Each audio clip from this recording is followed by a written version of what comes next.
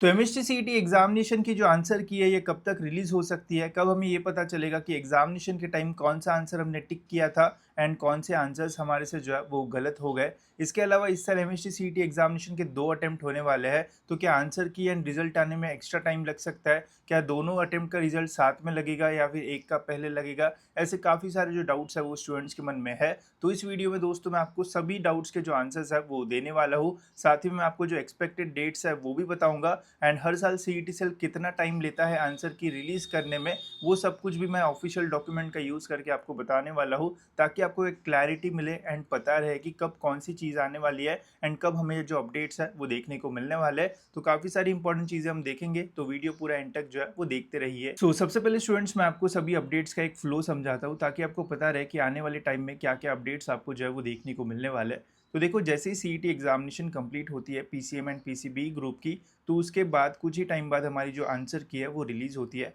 अब काफ़ी सारे लोग आंसर की को जो है वो बहुत लाइटली लेते हैं। उनको लगता है कि ये ओवरऑल पूरे पेपर का आंसर की है, जिसमें बताया गया है कि कौन सा आंसर जो है वो राइट है। बट ऐसा नहीं होता है, हर स्टूडेंट की जो आंसर की है वो अलग होती है एंड ये आपको जो है वो अपने लॉगिन आईडी में जो है वो देखने को मिलेगा जब भी अपडेट आएगा। तो इससे आपको ये तो पता चलेगा कि कौन से आंसर्स राइट है, बट ये भी पता चलेगा कि ड्यूरिंग एग्जामिनेशन आपने कौन से ऑप्शंस जो है वो राइट टिक किए थे, ठीक है? मतलब इससे डायरेक्टली आपको ये पता चल जाएगा कि 200 मार्क्स में से आपको कितने मार्क्स जो है वो मिले हैं। तो आंसर की को लाइटली मत लेना, ये मिनी रिजल्ट जैसा जो है वो काम करता है। अगर आपको दिख रहा है कि भाई 140 से ऊपर मार्क्स मिल रहे हैं, तो समझ जाना 99 के आसपास आपको स्कोर जो है वो मिल सकता है, परसेंटाइल मिल सकता है। तो आंसर की से आप ये देख सकते हो कि आपको कितने मार्क्स जो है वो मिले हैं। साथ ही में आंसर की का और एक रोल होता है, जब भी आंसर की रिलीज होगी तो स्टूडेंट्स के पास ऑप्शन होता है कि अगर आपको लग रहा है कि उस आंसर की में कुछ क्वेश्चंस ऐसे हैं जो रॉन्ग है, या फिर क्वेश्चन के सही ऑप्शन ही जो है वो नहीं दिए हैं, तो उस कंडीशन में आप आंसर की में जो है वो ऑब्जेक्शन जो है वो रेज़ कर सकते हो। अगर आपका ऑब्जेक्शन जो है वो राइट आता है, तो आपको उसके ऊपर जो है वो 1 मार्क या फिर 2 मार्क्स जो है वो मिलेंगे। डिपेंड करेगा कि कौन से टॉपिक का आप जो है वो ऑब्जेक्शन जो है वो रेज़ करते हो, ठीक है? बट ऑब्जेक्शन रेज़ करने के लिए भी वहाँ पे पैसे वगैरह जो है वो लगते हैं। लास्ट ईयर ₹1000 जो है वो लिए गए थे एक ऑब्जेक्शन रेज़ करने के लिए एंड अगर आपका ऑब्जेक्शन सही निकलता है तो आपको पैसे रिफंड मिलता है। अगर गलत निकलता है तो फिर आपके ₹1000 जो है उसमें भी चले जाते हैं, ठीक है? तो ये ऑब्जेक्शन रेज़ वगैरह करने की जो प्रोसेस है वो चलती है एंड फिर जब आंसर की हो जाती है, आंसर की पे ऊपर ऑब्जेक्शन रेज कर लेते हैं, तो फिर फाइनल हमारा जो रिजल्ट है आंसर की वाला वो लगता है, जिसे हम ऑब्जेक्शन रिजल्ट ऐसा भी जो है वो बोलते हैं। फिर उसमें बताया जाता है कि कितने ऑब्जेक्शन जो है वो रेज हुए थे, उसमें से कितने ऑब्जेक्शन सही निकले, कौन से शिफ्ट में किसको कितने मार्क्स एक्स्ट्रा मिले, वो सब कुछ हो जाता है। तो काफ़ी सारे लोगों के वीडियो में आप देखोगे थंबनेल में फ्री मार्क्स 40 मार्क्स फ्री मिल गए, तो ऐसे बहुत सारे आपको ऐसे थंबनेल्स देखने को मिलेंगे यूट्यूब चैनल पे। तो ये यही सारी चीज़ें होती है जो कि आपको आने वाले कुछ टाइम में जो है वो देखने को मिलेगा। अभी नहीं, जब हमारा आंसर की रिलीज़ हो जाएगा उसके बाद आपको फ्री मार्क्स वाले काफ़ी सारे जो वीडियोज़ हैं वो देखने को मिलेंगे। तो उसमें यही सारी चीज़ें जो है वो रहती है कि ऑब्जेक्शन रेज़ हुआ था, इसलिए फ्री मार्क्स जो है वो मिल रहे हैं, कहीं पे भी फालतू के मार्क्स जो है वो नहीं मिलते, ठीक है? ये होने के बाद फिर हमारा एक्चुअल जो रिज़ल्ट है वो लगता है, जिसमें आपको जो है वो परसेंटाइल जो है वो पता चलेगा, ठीक है? आंसर की से बस आपको मार्क्स पता चलता है, बट एक्चुअल में जो आपका एडमिशन होगा वो परसेंटाइल एंड आपके रैंक्स के बेसिस पे होता है। रिज़ल्ट जब लगता है तब आपको बस परसेंटाइल जो है वो पता चलेगा कि आपको 90 परसेंटाइल मिले हैं, आपको 92 मिले हैं। बट ये भी जो है वो 50% आपके काम में आएगा, बिकॉज एक्चुअल आपका जो एडमिशन है वो रैंक्स के बेसिस पे होता है कि ऑल ओवर महाराष्ट्र में आपका जो रैंक है वो क्या है, एंड वो जो रैंक है वो एडमिशन के दौरान जो है वो आता है, ठीक है? तो जब वो ये सारे अपडेट्स आएंगे तब मैं आपको टाइम पे अपडेट कर दूंगा। रिजल्ट में आपको जो है वो परसेंटाइल जो है वो पता चलेगा, ठीक है? अब मैं आपको दिखाता भी हूँ कि ये सारी चीज़ें जो है वो दिखती कैसी है, ताकि आपको क्लैरिटी मिले एंड फिर मैं आपको बताता हूँ कि ये अपडेट्स इस साल जो है वो कब कब रिलीज जो है वो हो सकते हैं, ठीक है? तो सबसे पहले अगर आंसर की देखी जाए तो कुछ इस टाइप की जो आंसर की है वो आती है। आपके लॉगिन में ही एडमिट आई थिंक ऑब्जेक्शन की का ऐसा एक ऑप्शन है, उसके ऊपर क्लिक करोगे तो ये आ जाती है। तो ये जब एग्ज़ाम खत्म हो जाएगी तब आएगा।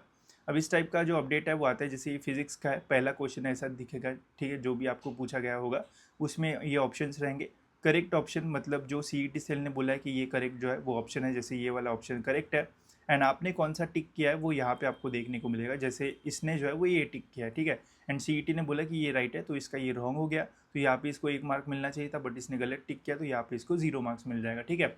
तो ऐसे करते करते सारे क्वेश्चंस आपको देखने को मिल जाएंगे, तो ईजिली आप यहाँ पे जो है वो कैलकुलेट कर सकते हो एंड जान सकते हो कि आपको 200 में से जो है वो कितने मार्क्स मिले, 140 मिले, 150 मिले, कितना आप एक्सपेक्ट कर रहे हो। आप कमेंट सेक्शन में जो है वो लिख सकते हो। जितना अच्छा मैनिफेस्ट करोगे, क्या पता उतना अच्छा आपको जो है वो मिल जाए, तो कमेंट्स में ज़रूर बता देना। तो ऐसी हमारी जो आंसर की है वो रहने वाली है, ठीक है। अब आंसर की के बाद उसके ऊपर जो ऑब्जेक्शन है वो रेज होता है, ठीक है। सपोज अगर मुझे लग रहा है कि ये क्वेश्चन के जो ऑप्शंस दिए हैं इनमें से कोई भी ऑप्शन जो है वो राइट नहीं है, राइट आंसर जो है वो दिया ही नहीं है, तो इस कंडीशन में मैं इस क्वेश्चन के ऊपर जो ऑब्जेक्शन है वो रेज करूंगा। या जैसे यहाँ पे रेज ऑब्जेक्शन का ऑप्शन जो है वो दिया होता है, जब ये आंसर की रिलीज होगी तब मैं आपको बता दूंगा कि कैसे ऑब्जेक्शन आपको जो है वो रेज करना है। तो अगर बहुत सारे ऑब्जेक्शन अगर आप रेज करते हो या फिर सब स्टूडेंट्स मिलकर रेज करते हैं, अगर मैंने रेज किया एंड आप भी मेरे शिफ्ट में थे, तो मुझे भी फ़ायदा होगा एंड आपको भी फ़ायदा होगा, ठीक है। तो ऐसा नहीं है कि हर एक स्टूडेंट को रेज करना पड़ेगा, जिसको लगता है गलत है वो रेज करेगा, अगर उस शिफ्ट में बाकी सारे स्टूडेंट्स हैं उनको भी फ़ायदा जो है वो हो जाता है, तो बढ़िया चीज़ है। अब ऑब्जेक्शन का रिजल्ट जो है वो कुछ इस टाइप का जो है वो आता है। इसमें बताया जाता है कि आपकी एग्जामिनेशन जो है वो कब कंडक्ट हुई थी, कितने सेशंस हुए थे, उसमें से कितने ऑब्जेक्शन रेज हुए। जैसे लास्ट ईयर आप देख सकते हो फिजिक्स में टोटल 288 ऑब्जेक्शन रेज हुए थे, केमिस्ट्री में 245 एंड मैथमेटिक्स में 872। अब आप बोलोगे भाई मैथ्स में तो 50 क्वेश्चन होते हैं, 872 ऑब्जेक्शन कहाँ से आ गए। तो ये देखो नंबर ऑफ शिफ्ट्स भी जो है वो रहती है, साथ ही में एक ही क्वेश्चन के ऊपर काफ़ी सारे लोग जो है वो बार बार ऑब्जेक्शन रेज करते हैं। जैसे सपोज मुझे दिखा कि एक क्वेश्चन जो है वो गलत है, अब मैंने भी ऑब्जेक्शन रेज किया, आप भी करोगे और 10-12 लोग करेंगे, तो एक ही क्वेश्चन के ऊपर 10-12 ऑब्जेक्शन भी हो सकते हैं, ठीक है। तो इसलिए जो नंबर है वो काफ़ी ज़्यादा आपको देखने को मिलेंगे। बायोलॉजी में हमेशा थोड़े कम ही ऑब्जेक्शन रेज होते हैं। उसमें से कितने यूनिक है, मतलब यहाँ पे फिजिक्स में जितने ऑब्जेक्शन रेज किए थे उसमें से कितने यूनिक क्वेश्चन है, ठीक है, तो वो यहाँ पे आपको बताया जाता है। उसमें से कितने करेक्ट ऑब्जेक्शन है वो यहाँ पे देख सकते हो। तो बहुत ही कम प्रोबेबिलिटी रहती है कि आपने ऑब्जेक्शन रेज किया एंड वो सही निकलेगा, तो ध्यान से ऑब्जेक्शन रेज करना, नहीं तो 1000 रुपये डायरेक्ट पानी में आपके जो है वो जा सकते हैं, ठीक है। फिर ऑब्जेक्शन रेज होता है, जैसे यहाँ पे इतने ऑब्जेक्शन जो है वो करेक्ट निकले हैं, तो फिर यहाँ पे एक पूरी लिस्ट आती है नीचे, जिसमें बताया जाता है कि कौन से शिफ्ट में, जैसे 13 तारीख के इवनिंग शिफ्ट में फिजिक्स में ये क्वेश्चन जो है वो इनकरेक्ट क्वेश्चन था, तो सारे अभी फुल मार्क्स जो है वो उसके मिलेंगे सभी स्टूडेंट्स को, ठीक है। तो उस स्लॉट के सभी स्टूडेंट को एक एक मार्क जो है वो मिल गया होगा, ठीक है। तो ऐसे करते हमारा इस साल का भी जो अपडेट है वो आएगा, जिसमें आपको पता चलेगा कि जितने भी ऑब्जेक्शन रेज हुए हैं उसमें से कौन से शिफ्ट में कितने मार्क्स किसको एक्स्ट्रा जो है वो मिले, तो ये यहाँ से जो है वो क्लियर हो जाएगा। तो इसका भी टेंशन लेने की ज़रूरत नहीं है, ये भी जब अपडेट्स आएंगे तब मैं आपको बता दूंगा। अभी बस मैं आपको बता रहा हूँ कि क्या सारी चीज़ें एंड कैसे अपडेट्स आपको जो है वो देखने को जो है वो मिलेंगे, ठीक है। तो ये हो गया हमारा ऑब्जेक्शन की का। फिर हमारा रिजल्ट आता है जिसमें हमारा जो परसेंटाइल है वो मेंशन होता है, ठीक है। अब हम ये जानते हैं कि इस साल जो अपडेट्स है वो कब तक आएंगे एंड क्या एक्सपेक्टेड डेट्स हमारी जो है वो रह सकती है, ठीक है। तो अब ये ध्यान से सुनना। तो लास्ट ईयर 2025 का अगर आप देखोगे, तो लास्ट ईयर 2025 में जो एग्जामिनेशन है वो 9th ऑफ अप्रैल से लेके तो 17th ऑफ अप्रैल के बीच में पीसीबी ग्रुप की थी, एंड 19th ऑफ अप्रैल से लेके तो 5th ऑफ मई तक पीसीएम ग्रुप की जो एग्जामिनेशन है वो थी, ठीक है। तो मोटा मोटा हम ये पकड़ लेते हैं कि 5th ऑफ मई को जो है वो हमारी पीसीबी एंड पीसीएम ग्रुप की जो एग्जामिनेशन है वो ख़त्म हो गई थी, ठीक है।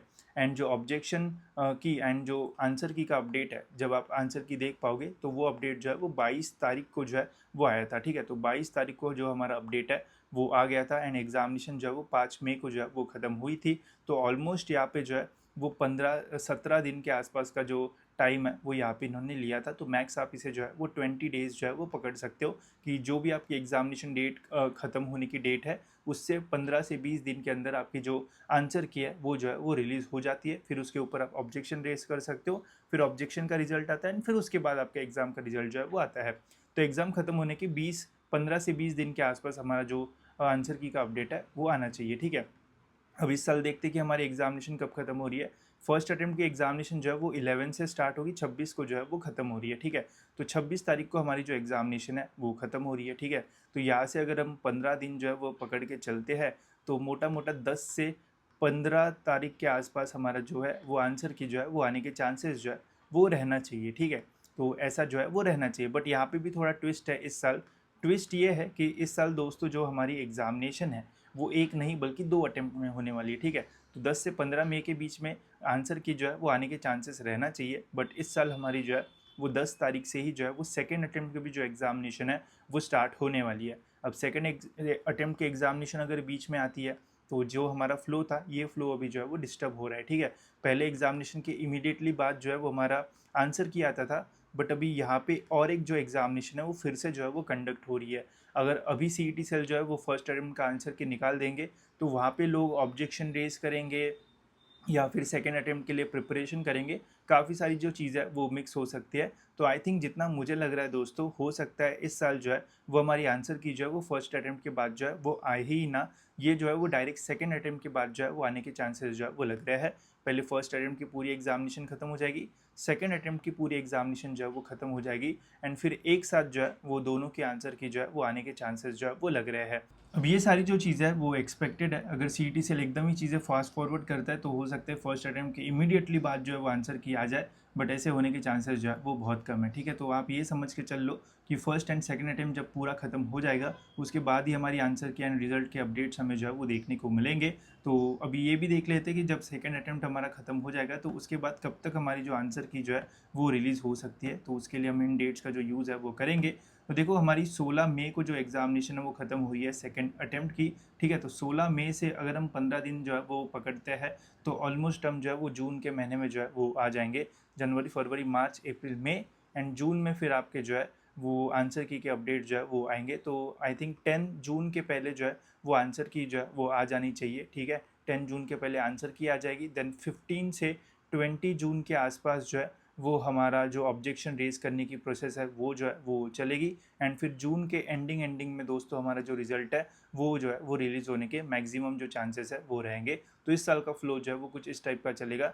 10 जून के पहले आंसर की रिलीज़ होने के चांस रहेंगे, 15 से 20 के आसपास हमारा ऑब्जेक्शन का रिजल्ट रिलीज़ हो जाएगा, एंड जून के एंडिंग तक रिजल्ट जो है वो लग जाना चाहिए, ठीक है। फिर उसमें आपको पता चलेगा कि कौन से अटेम्प्ट में कितना ज़्यादा परसेंटाइल आपको मिला। जो भी ज़्यादा होगा उसके बेसिस पे फिर आप एडमिशन के लिए जो है वो अप्लाई कर पाओगे। फिर आपको अपने जो रैंक्स है वो मिलेंगे, एंड फिर रैंक्स के बेसिस पे दोस्तों आपका जो एडमिशन है वो जो है वो कंडक्ट किया जाएगा, ठीक है। तो थ्रू आउट प्रोसेस में आपको सारी जो चीज़ें है वो बताऊंगा, एंड एकदम अच्छे तरीके से बताऊंगा, आपको फ्लो समझाऊंगा, चीज़ें आपको समझ में आएगी। नहीं तो हवे में बोल रहा हूँ कि यार ये होगा वो होगा, तो ऐसा नहीं, आपको प्रॉपर डेट्स वगैरह जो है वो समझ में आएगी, एंड ईजी वे से आप जो है वो समझ पाओगे, ठीक है। तो होप सो इससे आपको जो एक क्लैरिटी है वो मिली होगी। इसके अलावा और कुछ अपडेट्स आते हैं तो वैसे मैं आपको टाइम पे जो है वो बता दूंगा। बाकी अगर आपको वीडियो अच्छा लगता है तो लाइक कर सकते हो, साथ ही में नीचे आपको हाइप का बटन मिलेगा, वो भी आप क्लिक कर सकते हो, उससे और बेटर रीच हमें जो है वो मिलेगी। तो फिलहाल दोस्तों इस वीडियो में इतना ही रखता है, मिलते हैं दोस्तों ऐसी और एक इन्फॉर्मेटिव वीडियो में।